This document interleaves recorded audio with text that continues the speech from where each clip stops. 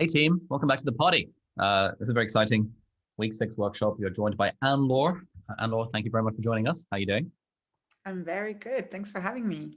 Fantastic. So as a brief intro, for those of you who don't know, Laure runs the incredible website Nest Labs, which started off as a blog about mindful productivity and other cool stuff that we're all interested in, tools for thought, with like beautiful emojis and great articles, and has now morphed into this like mammoth membership community, which is still seems to be very wholesome and very engaged and pretty sustainable as well. And Laure, you're here to tell us all about like building and monetizing a sustainable community. And it'll be great to hear, yeah, about how you got started on the journey and how you took things forward. So I guess we'll give it over to you, and then we'll have loads of time for Q&A at the end. Let's do it. I'm just going to share my screen.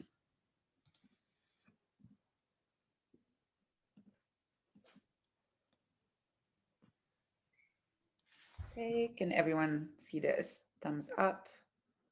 Yes, awesome.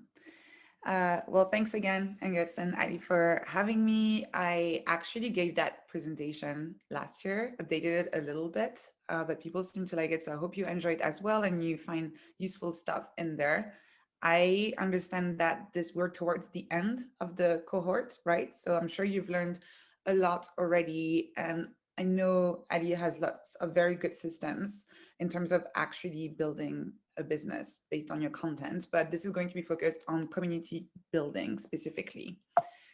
So first, who am I? For people who don't know me, thanks for the amazing introduction, Ali. I'm Laure. I'm the founder of Nest Labs. I write on Nest Labs, but I also try to turn this writing into a sustainable business, which is what we're going to talk about. I studied neuroscience at King's College in London, which a lot of my content is based on. I basically took what I was studying at university and tried to turn it into something that was actually actionable for people who wanted to achieve more without sacrificing their mental health.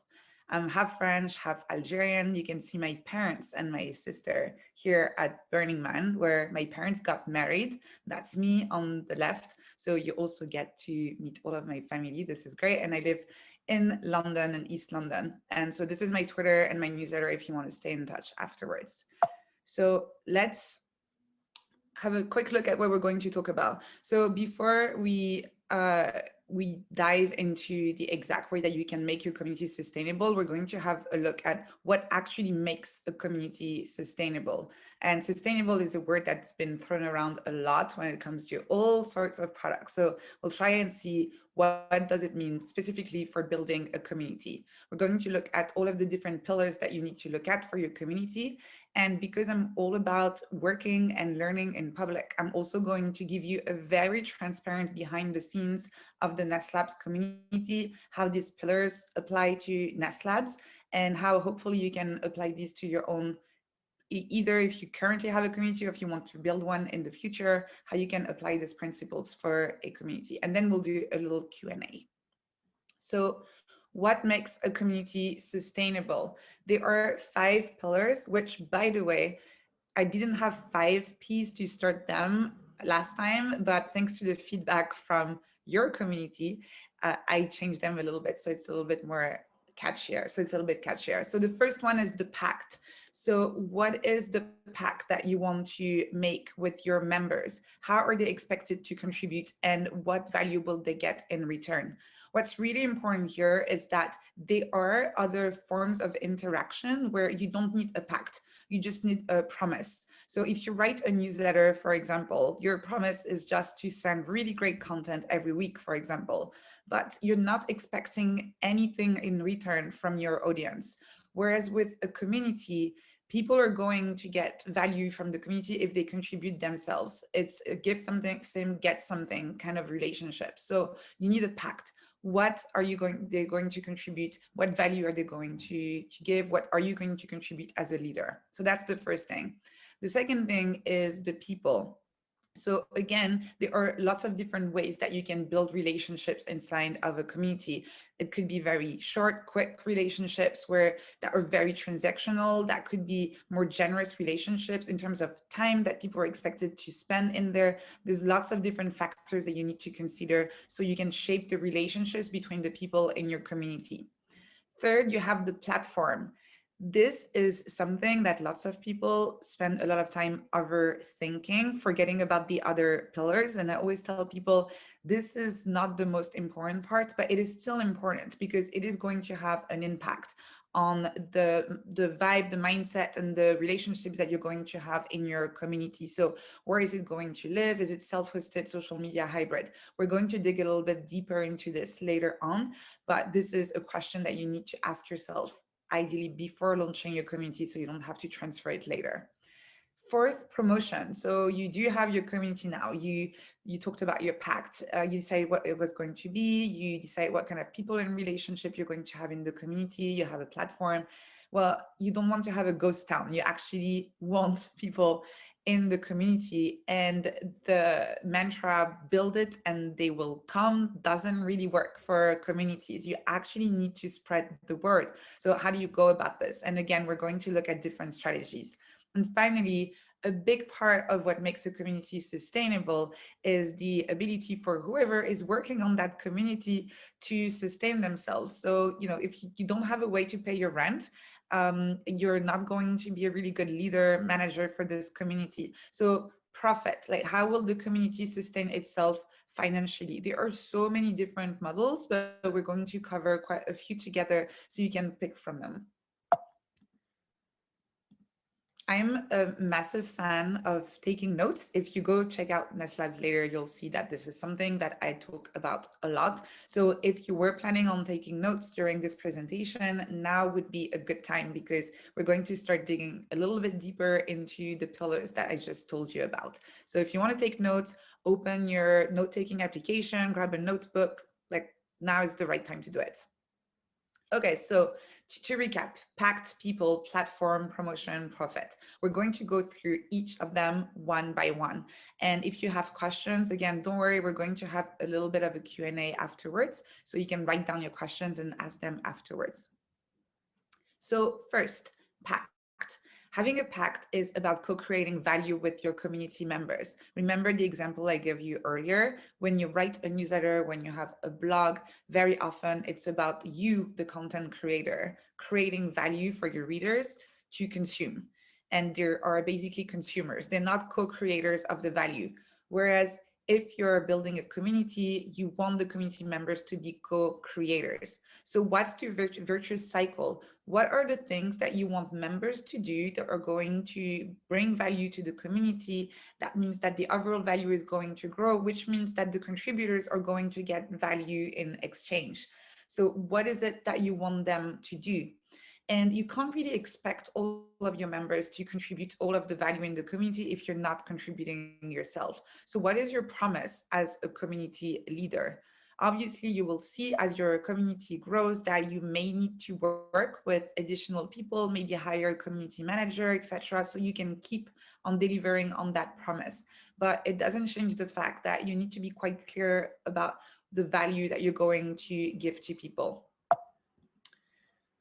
So here's an example here. Community members are expected to help each other with constructive feedback and useful questions. As a community leader, I will contribute my own feedback and offer office hours to those who need the most help. So let's say that you have a community that is about writing together, building a writing habit. So this could, for example, be the pact that you would have for that community. And as you say, it explains both what the community members are expecting it to do, which is to help each other and give each other feedback, and also what you are expected to do as a community leader. So that would be the pact for, that could be any kind of peer support community, whether it would be for writing or any other habit that people want to build. Second pillar, the people. So that is absolutely important. Obviously, you can't really have a community without people. That sounds obvious, but lots of time people only think about it afterwards. And it's not really about having people or not having people, but what is the quality of the people that you want to have? What kind of people? How are they going to connect together? How often? And what kind of relationships are they going to build? In terms of connecting together, lots of community builders make the mistake at the beginning of just throwing together like, a chat group or whatever, creating a forum and then saying, hey, here, now kiss and nothing happens. You have to kind of decide what kind of relationships you want to foster between your members. That could be one-to-one relationships. I know that I'll tell you later on but at Nest Labs, we do have ways to connect one-to-one between community members, and that's been absolutely amazing. Could be one to many. So right now, for example, the first part of this presentation is a one to many relationship because I'm presenting to you. Many to many when you have lots of people in a same Zoom call, or even when we're able to do them again to have face-to-face meetups or events. You could have small groups, masterminds, because when it comes to communities, bigger doesn't always mean better. Maybe you want just a tiny group of people who are highly supportive of each other and who create really strong bonds together. And you have to decide if you want the communication to be live or asynchronous. So live would be texting, chat, like Slack, for example, tends to be a little bit more live, or Telegram, or this Zoom call is live, or it could be asynchronous.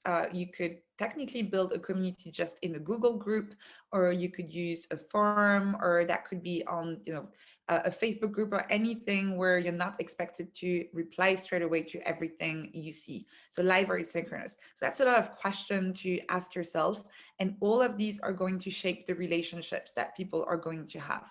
On top of that, you want to have an idea of the kind of connection that you want people to foster together. Is it going to be more peer support where everyone is at the same level? Or is there going to be some sort of hierarchy with maybe teachers, educators, or mentors or coaches? Again, if you imagine that you're building a little city, like a little community, people will have roles, people will have different connections, people will have different opportunities to connect together. And it's really good to think about that beforehand. So here's another example. Community members will connect through weekly mastermind calls of 10 participants maximum to provide each other peer support. Here you can see it covers everything about the people and the relationships and the way to connect that they're going to have. So it's going to be weekly, it's going to be a mastermind call, so you expect it to be smaller. And here you even have the number of participants, which is 10 maximum. And what are you going to do in those mastermind calls? They're going to provide each other help as peers, not as mentors. So this is going to be a peer level relationship. Third, the platform. You remember at the beginning, I told you this is what people tend to obsess about at the beginning. It's not the most important, but it is still important. So where is it going to be hosted? We talked about meetups, we talked about chat rooms. So yeah, is it going to be online or offline? Is it going to be a chat application, which is going to be a little bit more real time, or is it going to be forums, which is going to be a bit more asynchronous? Is going to be a private community or a public community, which, as you can imagine, is going to impact the type of conversations that people are going to have. They're probably going to be a little bit more open and authentic in a private community than they're going to be in a public one where everyone can read whatever they're posting. And in terms of platforms, you have to also think about the ones that you're owning and the ones that you're not owning. A Facebook group. So I have a friend who had built this massive Facebook group. I think it was 30,000 people on there. That took her years to build and to nurture. And she realized when she wanted to move the community to another better platform that it was impossible. There was no export tool in Facebook to export her community members to another platform. She was basically locked in, she was stuck. And she did end up moving her community, but she lost so many community members in the process. Probably not because people didn't like the community, but just because they were the kind of people who would just log in from time to time, have a little look while they were doing other stuff on Facebook, or who were too lazy to actually move and sign up to a new community. So think of all of your different platforms and make sure that all of your touch points and platforms with your users are a mix of some of that you own, but also if you don't own all of them, that's completely okay. You can have social media, but make sure that you have a way to cover your bases, whether it's a newsletter with people's email addresses or whether it's a self-hosted community. Try to think of all of the different platforms. It's also a great exercise to try and think about these different platforms, because it will give you a good bird's eye view of all of the ways people are interacting with the community. And some of them are not always obvious. Like, you may not think about tweets on social media as something that has to do with your community, but if it talks about an event that you hosted with your community, it's actually a touch point.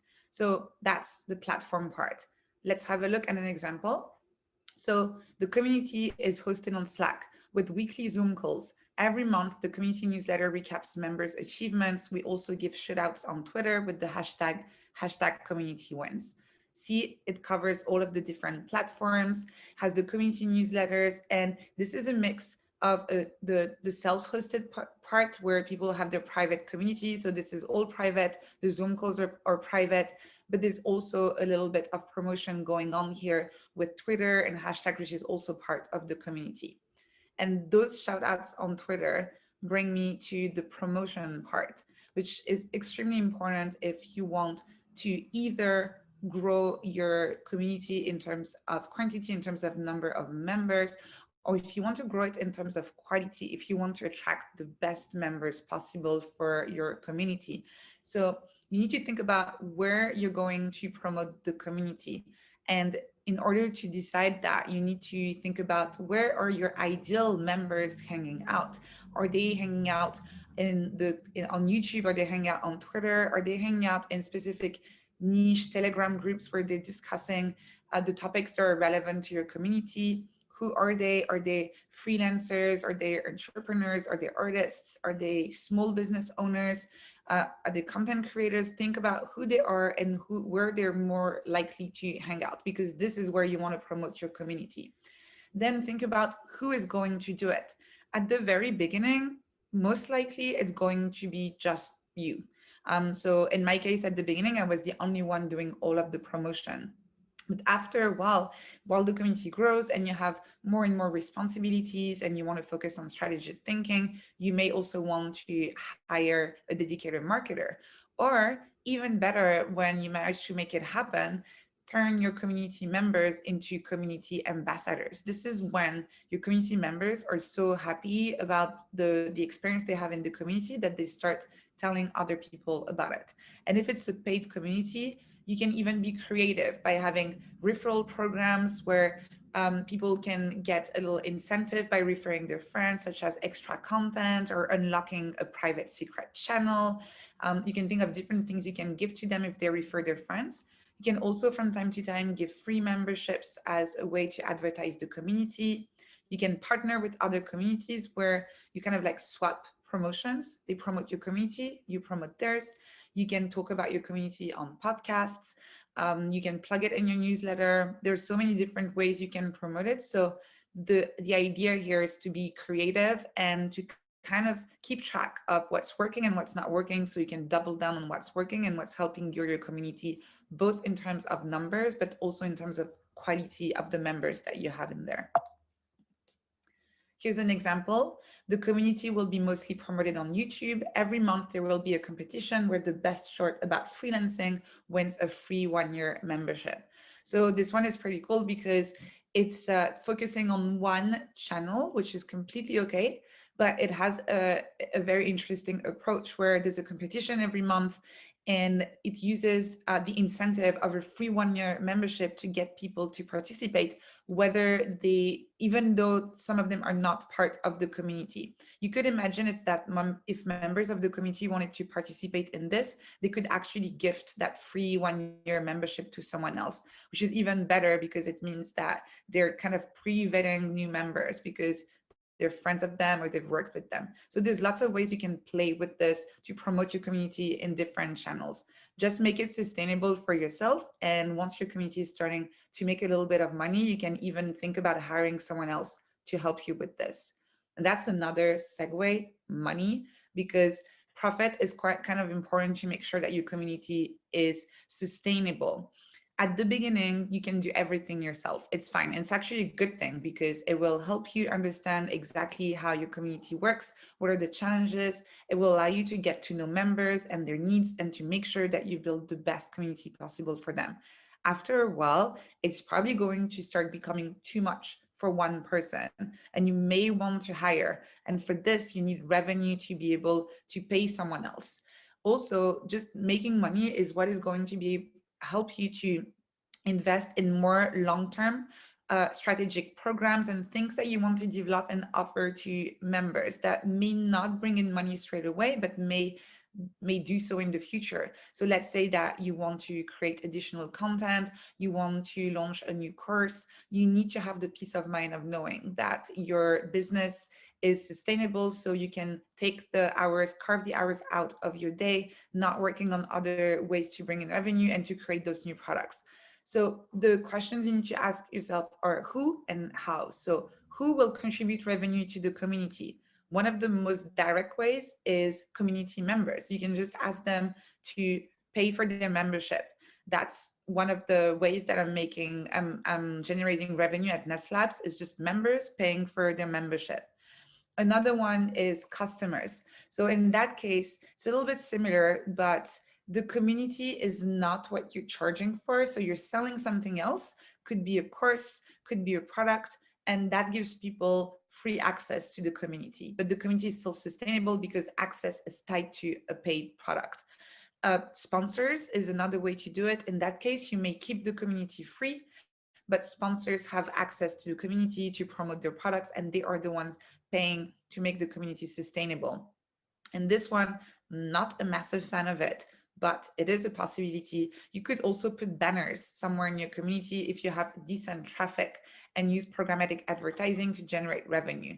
Not a big fan of this one because you have zero control over what's going to be on the banners. It also has a little bit of a bad rep, and it can also distract the members of the community from the experience you're trying to build for them. But so just so you know, it's a possibility. And finally, how is it going to be generated? It could be recurring if you have members paying every month. You have some people who decide to not do recurring memberships, where the members, they pay for a lifetime membership, for example, and you don't have to worry about it anymore. So, but most memberships are recurring, like, Netflix, Amazon Prime, etc. You have a monthly or yearly recurring subscription that gives you access to the community. Revenue could be generated based on traffic. This is something that you're going to see with programmatic advertising, and in a certain way from sponsors as well, because most of them are going to pay you based on how much traffic and interaction you have in your community. Or it could be one-off. That could be selling one course, that could be selling one product, that could be having someone pay to come and give a webinar to your community. There's lots of different one-off ways to make money as well. So if you combine all of them, as you can see, there's lots of different ways that you can go about this, and I'll show you later on how I'm doing it with Nest Labs. This is our last example. The community will be free for members. Sponsors will be able to promote relevant products to community members for a fee. So that's the model where anyone can access the community for free and the sponsors are paying. In this case, for example, it would be a little bit hard to make the members pay and the sponsors pay, because by making members pay, you're going to have higher quality members, but also a smaller number of members, and sponsors are interested in promoting their products to a large community. So usually this combination works well if you keep the community free. So quick recap here: before starting a community, ask yourself, what is your pact? What kind of people do you want to attract, and how do you want them to interact together? What platform are you going to host your community on? How are you going to promote your community? And how are you going to generate profit so you can sustain the community financially? And now let's have a quick look at how all of these apply at Nest Labs, so you have a practical example in mind. So Nest Labs' mission is to help people achieve more without sacrificing their mental health. We're mostly helping creators and knowledge workers who are very ambitious and who are a little bit prone to burnout, not because they don't care, but because they care too much about what they're trying to achieve, to do that, to be more productive, more creative, but also without sacrificing their mental health. So that's our mission. To this day, we have published 340 articles on the website. We have about 33,000 newsletter subscribers, and we have 2,300 community members. And this is a paid community, as you're going to see. So the 4 ways that we're achieving our mission at Nest Labs with is the content. So as you've seen, hundreds of articles at the intersection of neuroscience and mindful productivity. And this content, those articles are being sent through the weekly newsletter. Then we have the private community, which is for people who want to learn each other, grow together, and discuss the content that we're publishing. So remember, as I told you, that you could just read a newsletter and that's it. Well, that's the next stage, is when you want to actually have interaction. So we have the forums where people can interact together, the meetups, online courses, and workshops. For people who want to go even further, we have the coaching, where it's one-to-one coaching with myself, where people who have read the content, participate in the community, and actually want to spend time with me to have more practical solutions that are really tailored to them can do that. So that's the coaching part. And finally, those are the collaboration part is when we work with companies that are in the same space as we are, and we create interviews, content, co-hosted events, sponsorships, lots of different things, where the goal is to promote their products to our audience because it's highly relevant, and because we're starting to have pretty decent numbers. So those are partnerships and sponsorships. You can see Nest Labs as a funnel. So there's the social media presence in our website. So this is basically where people don't really know us at all. It's the first time they have a touch point with us. And a lot of them are going to just maybe read one article or read a tweet and just close the window and disappear forever. That's just part of the game. But part of them are going to feel like, that's interesting. I'd love to learn more. I'd love to receive more of this content in my inbox. And they join the newsletter. So that's the second part of the funnel. And this is great because at this point we have their email address, and it means that we have a form of relationship. Pretty shallow one at this point, but still a relationship, which is great. And the last stage, and again, lots of people stay at the stage where they just read the newsletter, and that's great. But some of them feel like, I want more. I actually want to connect with people who are like-minded, who are interested in the same topics, and I want to learn how I can apply everything I read about in the newsletter to my own personal situation. And these people sign up to the private community. So that's the business model in general. I promised you I would be quite transparent. So you're going to see here, so the breakdown of how we make money. Memberships are 60% of revenue, and this is great because this is recurring revenue. So this makes the business really sustainable. Sponsorships are one-off, only 30% of revenue, and coaching is 10% of revenue. I'm capping it. I don't want to have more than 10% of revenue that is from coaching because this is highly reliant on myself showing up, and I want to make sure that the business can be sustainable and work well even if I decide to take a holiday. So that's why it's such a low number here. So let's see how those pillars apply to Nest Labs. I haven't updated this page, but so the pact here is before people sign up on the to the Nest Labs community, I am super clear about the way it works, what they're going to get, and what is expecting from them, what kind of people we are expecting to join the community. We really want people who are curious, who are self-directed learners, who are really into lifelong exploring and discoveries, who really like to ask questions. And so we try to make it as clear as possible what the pact is before people join, which means that we have very, very, very few people who join the community and feel like it's not for them, because we give them so much information before joining that really there's not much way that they join and they're like, oh, I misunderstood what this was about. So we're making the pact super clear. For the platform, same as Ali, we're using Circle, and we are also using Zoom for face-to-face, not really face-to-face, because of the pandemic, I'm saying face-to-face for Zoom, but for online meetups, hopefully face-to-face again in a few months. So this is our platform. The reason why I picked it is because it's asynchronous. So it makes it more sustainable for me to kind of check the community from time to time without feeling like I have to be always logged in and always replying to messages as soon as they're being posted. And also what's really nice is that we can also host the recordings of the videos. We can host a calendar. This is very flexible and customizable, which is not necessarily the case when you use other non-self-hosted platforms like Facebook, for example, like Facebook groups and stuff like this. So asynchronous and very flexible is those are two of the main reasons why I picked this. But there's so many options out there. And Zoom, honestly, I didn't even ask myself the question because this is what everyone uses. And at this stage, it's really about lowering the friction for the community and making it as easy as possible. So instead of forcing people to adopt a new tool, we just stick to whatever everyone is using. So Ali has also decided to use Circle. So I think that you've seen here, that's, there's lots of similar stuff in our community. So we also have a member directory, the announcements are separate. And I know that for this cohort, he was just telling me that he started hosting the recordings of the videos also in Circle. So this is a great tool. And since you're part of the PTI this particular cohort, like you actually know how it works. So I really recommend this one if you want something that's asynchronous. If you want something that's more synchronous, there are other solutions, but this would not be the one. So looking at the way you can choose a community platform. So this is kind of the matrix that I'm using when I'm thinking about what I need here.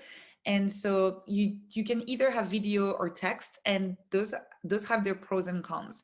Obviously, like if you're running a community that's for about a topic that is quite sensitive, maybe people would rather stay anonymous and just use text. If it's something that is more about building a professional network, people may be more comfortable on video. Video doesn't have to be live. You can also communicate through asynchronous videos. I've seen communities that use Loom videos to communicate together, and people just post their videos whenever they feel ready. So especially for accountabilities communities, like running communities or whatever, people just film a little video of themselves doing the challenge, and then they post it in the forums. So you don't have to think a video necessarily as a meetup or a workshop or presentation. It can also be asynchronous. And so it's the same for text. It can be synchronous, so a chat like Telegram, or asynchronous like Circle or Discord. So think about the kind of relationship, the kind of experience that you want people to have on your platform. Think about how much time you want them to spend on your platform. Think about how involved you want the process to be. And this way, decide on your stack for your community. And try also to make sure to not have 1,000 different tools for your community, because tool fatigue is real, and you don't want people to come in your community and feel like, oh my God, I have to learn 5 new tools just to be able to talk to people. So really keep it simple. Keep it as simple as possible if you can. I only use 2, Circle and Zoom, and I'm very happy. So try to not have too many. So now the people, the relationship, what does it look like? So for Nest Labs, we have members-led events. So anyone can host an event at Nest Labs, and they have documentation where they know how to do it. So this is amazing because it really makes the relationship sustainable. It doesn't mean that I'm the one who has to host every single event. So that has been really amazing for members who have never hosted an event before. They have this safe space where they can experiment with hosting their first event. We have support groups that are themed, so support groups for writers, support groups with for neurodivergent people, support groups for entrepreneurs. We have a lot of different support groups, which are much smaller, also created by members, and which usually have weekly Zoom meetups where they can be accountable to each other, share the challenges, and help each other. We have co-working in all time zones. So some in Asia, for Asia time zone, Asia and Oceania, some for Europe, Middle East and Africa, and some for the Americas. And that's also hosted by members. We have book clubs, and Mind Match is what I mentioned at the beginning of this call. When you think about the relationships in the community, they don't have to be one to many or many to many. Mind Match is a place where people can fill a form, and then they're being matched one-to-one for a 30-minute call with someone else in the community where they can get to know each other. And we kind of make sure that they have similar interests. So for people who are a little bit more shy, this is a great way to make friends in the community. Promotion. So the 2 main ways I promote the community. First, Twitter. I try and make sure I tweet about the community at least once a week, sometimes twice a week. And sometimes it's a screenshot from an event that we did together. Sometimes it's to announce upcoming events, but I try to keep it top top of mind for people on Twitter who follow me, so they are aware of what's going on. And some people told me I didn't know if I wanted to join, but after seeing 2 or 3 tweets, I was like, okay, I'm going to give it a try. So this is a very effective way to promote a community, especially because in my case, the people who follow me are highly relevant to the kind of topics we're talking about in the community. So it may not be Twitter for you. Think about your own channels, but in my case, Twitter works great. The second place where I promote the community is the newsletter. At the bottom of every single newsletter that I send, I give a little overview, a little sneak peek of what's going on in the community. So instead of always repeating the same thing over and over again, I'm telling people, hey, that's what's going on this week in the community. If you want to join, you can become a member. That's also been really helpful. And now for the revenue, I have a very simple model. It's recurring, it's a subscription. You can join either for 9 a month or 49 a year, and that's it. And we also have a supporter plan because people have been getting so much value from the community that I've had several people asking me how they can pay more because apparently I'm not charging enough. So we have a supporter plan for 99 a year, and we have quite a few members who decide to upgrade from 49 to 99 a year, even though we make it very clear that it doesn't add any perks. You get exactly the same thing, whether you pay 49 or 99. But that's a testament to the value people are getting from the community, which is absolutely amazing and I'm super happy about. Transparency time. I took this screenshot literally 10 minutes before doing this call. So this is the money I'm making just with the community. I also have sponsors for the website and the newsletter that are bringing in additional revenue. But so this is what we're bringing in revenue just with the community. That's a screenshot from Memberful, which is the platform that I'm using to manage the paid membership. So as you can see, probably very soon going to cross 10K in monthly revenue. We have 2,300 active members. And what I love about this is that the sponsors that I have for the newsletter and the website, I actually have a partnerships manager who has to send emails to manage the relationship and every month to try and find new sponsors. So it's not recurring. Whereas this, it's growing slowly, but it's growing, it's stable, and I don't have to worry, except if I really fuck it up and do something really, really bad. There's really no reason for this to go down drastically. Some months it's going up quicker than others, but there's not really a reason for this to go down as long as I keep on taking care of the community. So this is the beauty of recurring revenue, and it really gives you the psychological safety to be creative, to experiment, and to try new projects that you're not really sure are going to work, but at least you have the safety net. So what's next? So here are a few ideas. Like, let's say you've done all of this and you have a pact, you know the people that you want to have, you have picked a platform, you've become quite good at promotion and you're making money. This is great. So here are 5 things that you can do to go even further. So once you have a pact, think afterwards, is there a way that I can deliver even more value to my members? And if you keep on asking yourself this, your community is going to thrive. In terms of people, how are other opportunities to connect? So, for example, we just had the forums at the beginning, but then we added the Zoom meetups, and then we added the mind match. And I'm very much hoping that in a few months we can reorganize our first face-to-face meetups, which I'm super excited about. The platform, you can try and do this very, very, very carefully, but to expand across multiple platforms. I think you should always have a core platform for your community, but let's say that you are on Circle and you have Zoom, maybe you want to add an asynchronous video component. So maybe you want to add Loom or something like this. And there are lots of different tools that allow you to do this. But I would do this very slowly and very carefully. But this is something you can do with platforms. Promotion, once you're really good, say at Twitter, maybe you want to have a look at different channels that would be good as well. Maybe you can start doing PR. Maybe you can look at other communities to swap a promotion with. There's lots of different things that you can do. Again, try to not do everything at the same time, but if every month or couple of months you explore a new channel, that can be a very interesting way to grow your community. And finally, for profit, developing new products and services. As I said, we've added the coaching, we've added different things at Nest Labs, but for me, the profit and the pact are deeply linked. Try to always think about how can you deliver even more value to your members, and what are some extra products and services that you can offer. I personally try to offer all of the extra value as much as possible within the price of the community, the membership that people are already paying. But sometimes doing one product outside of the community, or where community members have a discount, can be a good way to make your community even more sustainable. That's it. Thank you for listening to me for 30 minutes. And let me know if you have any questions. Awesome. Thank you very much. And we've had some questions in the chat, so I will just start off with those before anyone puts their hand up. First of all, like when you started writing your articles, did you ever think this would become a community, or was that something that evolved over time? And if so, what made you make that decision to create that community?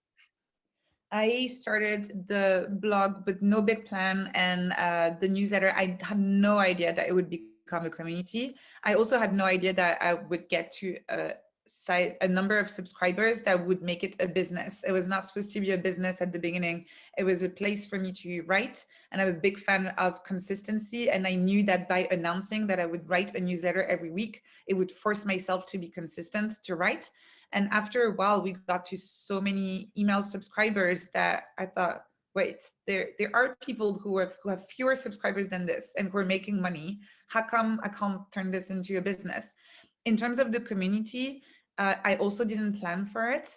It was at the beginning of the pandemic last year, and I got lots of email subscribers who replied to my newsletter saying, I'm feeling lonely, I'm feeling stressed, I'm feeling anxious, I have nobody to talk to at the moment. I would love to find a place to connect with like-minded people. Do you know communities like this? And I was like, I don't know one, but I can create one. And I was also, to be fair, stuck at home like everyone else. So that gave me an additional thing to do with all of my extra time. And that's how I launched the community. So I kind of always take it as it comes. I don't have a big 5-year strategic plan. And I think it works better because I don't have a crystal ball. I don't know what's going to happen. So I'd rather build upon the opportunities that I have at the moment. How do you keep engagement high on the community? And you said like the fact that you can just go in and whenever and update stuff or comment on stuff, but how do you make sure that people are constantly engaged, especially for a product that they are paying on a recurring basis for? I think having opportunities for people to connect, as many opportunities for people to connect is the way, like that's the way I measure engagement. Basically, I know lots of people count the number of messages, like they look at their dashboard and how many messages are in the forums, and that's what engagement is for them. I don't care. I actually tell people when they join the community, if you post one message a month, I'm completely fine with it. Just make it a good message, make it interesting, and only reply to stuff that you find interesting, that really piques your curiosity. So I think instead of focusing on numbers for engagement, focus on the quality of the engagement. And so for us, it's the Zoom calls where people can talk face to face. It's the time someone decides to do a little co-writing session with everyone, and everyone is chit-chatting and sharing their projects together. It's all of the people who told me that they've made actual friends there. We have people who are writing books together now from the community, who are launching courses, etc. So I really don't focus on keeping engagement high in terms of number of messages, but I keep I keep a finger on the pulse of the energy and how excited people are. This is more important to me. And the times where we had months that were a bit slow, I could feel it. I don't have numbers to prove it, but I could feel it that the energy was not there. So in that case, I would organize a few more events. I would create more opportunities for people to connect. And once people made friends in the community, they don't need me to come back, actually. Like, even if I don't post for 2 weeks, like, it's completely fine. They come back to talk with their friends. Cool. Okay, so some hands now. Aparna. Hi, and my first question is, how do you even start sending newsletters when you're starting from the ground up? I know you mentioned consistency, which is what we've heard everywhere, but who do you send the first newsletter to? And if it's not your mom, and then how does it go to the outside world when you're starting from Uh, scratch? I started my first newsletter. I sent to a bunch of friends and former colleagues. So I think what I did actually was not good GDPR wise and stuff, but I literally like took like the emails of people. Those were close friends and close colleagues. So no one was angry at me, but I'm just saying don't necessarily do exactly ask people first. But I just took their email address and I was like, hi, that's my first newsletter. So that was my very first newsletter. And I think you can do it. Just ask for permission first. But friends and colleagues are completely fine to get started. And especially if at the end of the newsletter of the introduction, you say, hey, sorry, like I'm sending you this very first one because I needed someone to talk to because it would be weird to send it to no one. Please do feel free to unsubscribe if that's not your thing and if you don't find it interesting. But please, before you do, try to think of a friend that you have maybe who's actually interested in these topics. And if you could send them the link, that would be absolutely amazing. So if you write, I don't know, a newsletter about vegetarian and vegan food and you send it to all of your friends and colleagues, not all of them are going to be interested, but you give them an opportunity to send it to their vegan and vegetarian friends before unsubscribing. So that's one thing. That's the first newsletter. So that could be your mom plus other people. And then just make sure to not only write it consistently, but to promote it consistently. So my channel, like the one I'm most comfortable with is Twitter. But what is yours? Maybe you're actually more comfortable with Instagram. Maybe you're more comfortable with Pinterest. Or maybe you're part of a big Slack group where you're actually really active and people really like what you're doing, and that's somewhere where you can promote it. So think about those different channels and keep on doing it. And it's slow. It's just very slow. That's the reality of it.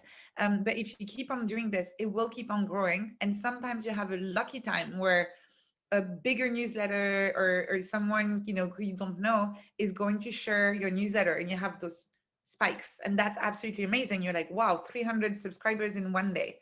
But that would not happen if you were not showing up consistently, even the weeks where it's very slow. So that's why you need to be consistent, promote consistently, write consistently, and wait for the little lucky moments. You can only be lucky if you're actually there. Cool. Natalie. Hi, Anne. Thanks. This is great. So you mentioned you like to keep a pulse on your community in a very tight fashion. I wanted to see, like, how do you hone in on that? Do you survey your community regularly? And if so, like, how do you do that? What are some tactics that you use? So I did surveys for my newsletter specifically because it's very big now. And so if I ask people to write to me, that would be a mess. For the community, I'm still at the stage where I open conversations where I'm like, hey, this has been on my mind. I've been thinking about this. What do you think? And people reply in the comments. And I really like this because it's public. So the feedback from people is visible from everyone. That also allows for conversations because sometimes someone will say, I hate this part. And then five people below will comment saying, I actually really like this part. Why do you hate it? And what's wrong with it, etc. So it's actually a good way to foster conversations. It's kind of meta, but it also helps community members feel like they're building the community with you. And it helps having communal decisions also about it. So I don't have a quantitative like survey. I don't have a forum or anything at the moment. I'm opening conversations and I'm asking questions, creating conversations. So it's much more qualitative. That being said, I assume that if at some point you get to a very, very big community, you probably need more of a structured process, but that's not my case at the moment. Okay, so if you're, observing something and keeping a pulse on it, you're not necessarily steering it, deeper into the community or directing it in some fashion. You're just like social monitoring. I will just like literally open a topic. So for example, I will say, hey, I've noticed that fewer of you have been hosting these kinds of events. Should we cancel these? Do you still want them? Or and then people talk about it. So I just ask for, if I notice something, I ask for extra feedback.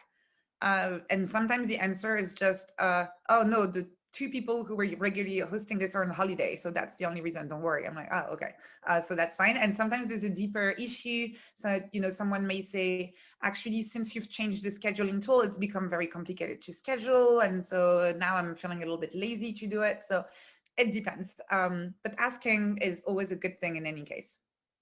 Thanks. What's your opinion on Patreon? And got a question in the chat just come up. Patreon? Patreon, yeah, the membership. Oh, site. Patreon. I mean, that's a platform like any other.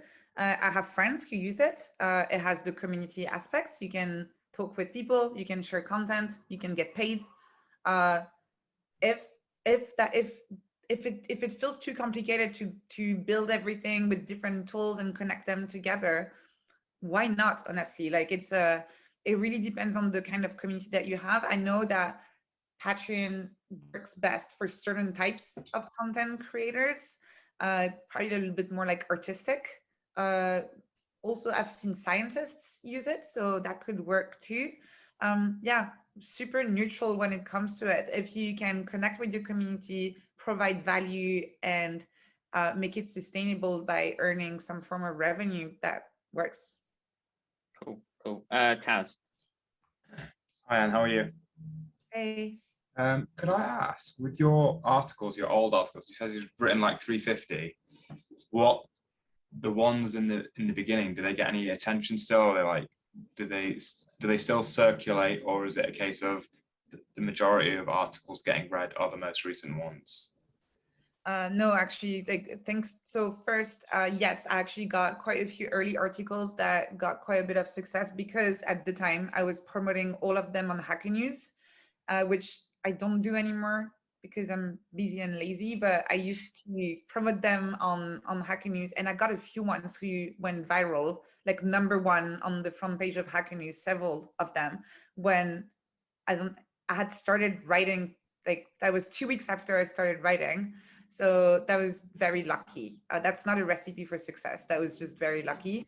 And in terms of traffic, no, actually, I have old articles that get quite a bit of traffic still because my SEO is pretty good. So By design?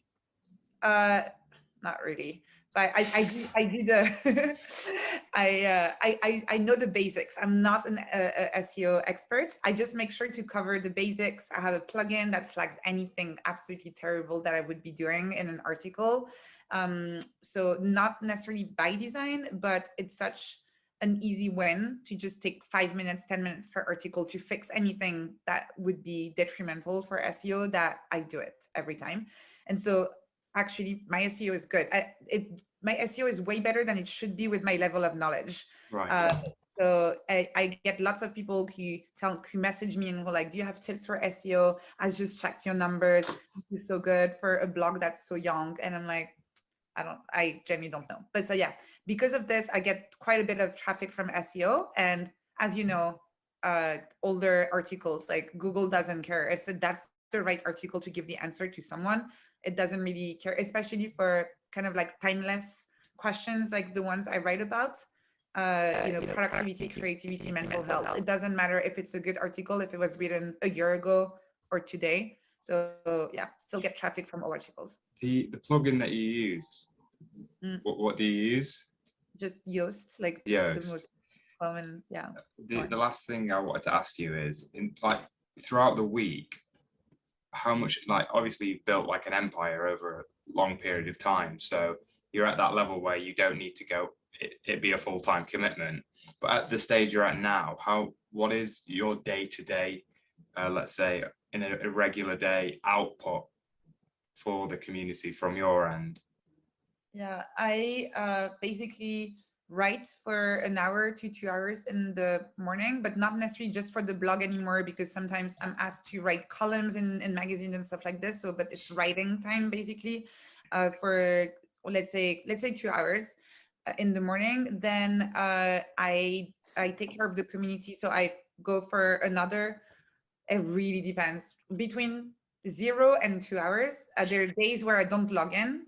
just because I absolutely love the community, but I need to be very present, and it can be, if if you're hungover from the day before or whatever, that's just not my day. So I'll just sometimes skip it. It happens. But let's say 0 to 2 hours, then a break, and then in the afternoon, if I have meetings, I do them there. I have very few meetings. I hate meetings, but it's more like quick meeting with my team, or like recording a podcast, or something like this.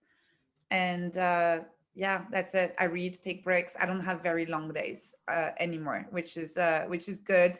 I go for walks. I think about what I want to write about next. I yeah. So yeah, it's actually not a lot of work. It looks like a lot of work, but it's not. Thank you. Cheers. Cool. Ali. Thanks, Anne. This is great. Actually, me and my partner also run a community in Circle as well for our online course. So basically, we have a premium online course we'd sell for like $1,000, and then they get the community as a part of that. So I have a couple of questions when it comes to the community aspect. The course that we're selling is quite technical, so it's like a 3D modeling software for mechanical engineers, and we have a lot of members, and they're signing up and stuff like that. And then afterwards they get the community, and the community right now, it's only being used for more the question and answers aspect of it. We do have like spaces for live Q&A, or for example a coffee break, or like tips and tricks or course wins and stuff like that. But what we are struggling with is really getting that engagement within the members themselves. So do you have any tips or basically improving that, given that our community members are quite like, their engineers are quite like, not, the topic is not something they can just openly talk about. They're professionally doing this. Yeah.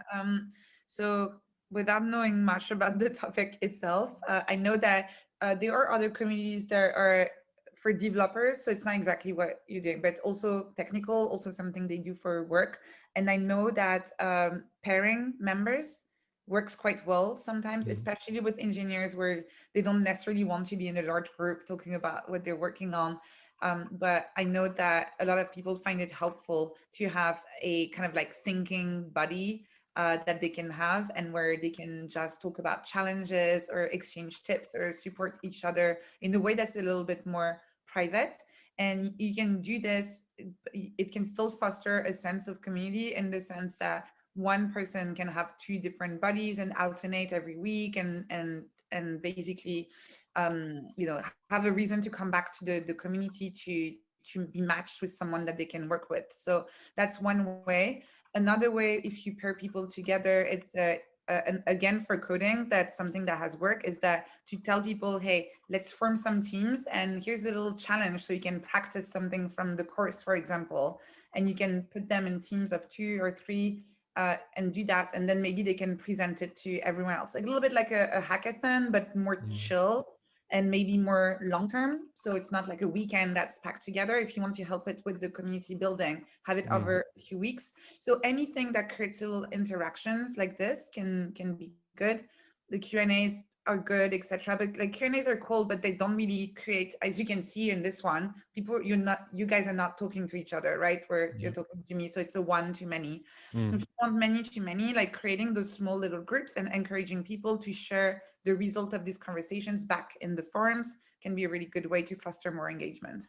Is there any way to do this automatically, to setting up the buddies and then, I don't know, for example, Zoom calls or something like that between them, or is it all manual We do work? this with Airtable, a bit of Zapier. Mhm. Uh, you're the technical guy here, so Yeah, yeah, that's all right. Um, yeah. So another question I had quickly is, so right now we're not offering this community as a subscription at all. So people can come and purchase our course, and that's the only way they get into this private community. So I was wondering, do you recommend offering this also as a free subscription, sorry, a paid subscription to those that, for example, go through our emails and for marketing funnel, and then at the end they don't purchase, so that we can then give them an offer for cheaper to just join the community? Would that hurt the current members that are a part of that community at all? I think in your case, it's more of a business decision. And I think for you, it makes no sense, in the sense that you're making enough money already with the very, very premium course. And also another thing is that if you have, it depends. It could work if it was a one-off payment, but if you make it as a recurring subscription, just know that recurring subscriptions require much more work, because every month people are telling you, oh, like whatever, like I don't know if I want to stay because of this or that, or my credit card didn't work this month. It's seriously the amount of time that my team has to just help with, I'm so sorry, my credit card expired this month. It's so much time and energy, right? Whereas if it's a one-time thing, it's okay. So right now, what's great with your system is that they pay $1,000 and then they have unlimited access to the community, and that's it. You don't have to deal with all of that extra admin. So maybe you could do this, but in that case, I wouldn't make it recurring. I would make it cheaper, but still a one-time payment. So you don't have to deal with this, and you can focus on delivering amazing content for your courses and your students. Okay, that's great. Thanks. That answers my questions. Cheers. Cool. Cool. We are a bit more pressed for time than we initially thought. So Yoni, this will be the last question. Cool. All right. Thank you so much. That was really interesting. I have a question. I'm starting out as a content creator, kind of. So what do you think is the right order? I was thinking about I already have a course, but do you think it's better to build a YouTube following first, then maybe step over to Patreon and then do paid courses? Or would you say courses first, then community? What is like a good order? Okay. I'm going to give you like a terrible answer. It depends, but I'm going to explain why. It depends on what kind of course you're going to offer. So either you are going to build the kind of course that people are looking up already. In that case, you don't necessarily need the audience, because you are going to build your audience with the course. So for example, I know a lot of people who made money with niche coding courses, and basically they were literally the only person who created a course about this niche coding language or this framework, etc. So when people were looking up on Google how to do this, I'm looking for a course for this, they were the only one showing up. No audience, lots of sales, and then they build their audience from the course. But if you are going to do a course about something that is less less niche, less not necessarily niche, but less tangible. So in my case, for example, if I wanted to do a course about mindful productivity, I don't think there are lots of people who are typing mindful productivity course on Google, but there are lots of people in my audience who would love to have a course from me about mindful productivity. So depending on the kind of content you're going to provide, you decide if you start with the audience or if you start with the course. What is your course going to be about? It's also 3D stuff, but more like artistic 3D. So it would be, the one I had in mind is how you make like a phone commercial, the 3D abstract animated kind of things. That could be one, but lots of artists are also doing like Patreon, like, monthly recurring kind of, subscriptions. So yeah. I think that's compatible. So I would probably, in your case, because it's niche enough, I would probably start with the course, and then you can do the Patreon, and you can give to your Patreon subscribers a discount for the course when you launch the course. So that you can be like, thank you so much for supporting me, and for that you get 20% off on the course, something like this. But in your case, it's niche enough that I wouldn't worry about building a big following before launching your course. Okay, that's amazing. Thank you so much. Thanks. Cool. Thank you very much.